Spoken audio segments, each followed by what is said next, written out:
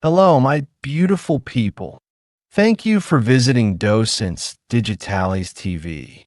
In this video, we're going to do the feedback session for the previous video. If this is your first time here, I recommend watching the previous video where we talked about how Coca-Cola became America's favorite drink. Now, let's put your knowledge to the test with some questions. Did Dr. John Stith Pemberton create Coca-Cola in 1886? Yes, he created the original formula in Atlanta, Georgia. Was the original purpose of Coca-Cola to be a headache remedy?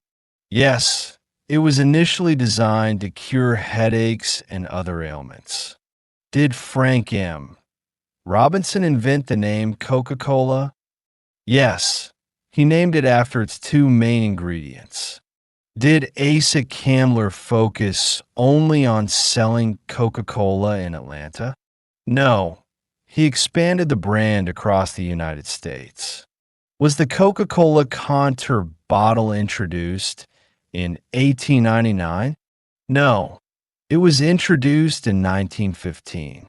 Did Coca-Cola gain global recognition during World War II? Yes, by providing free drinks to U.S. soldiers overseas.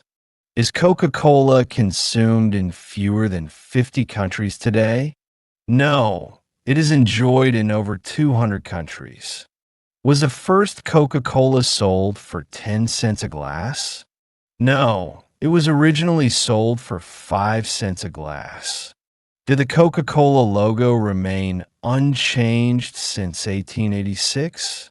No, but the original script logo designed by Robinson is still used today. Did Asa Candler refuse to advertise Coca-Cola? No, he used aggressive marketing strategies to promote the brand.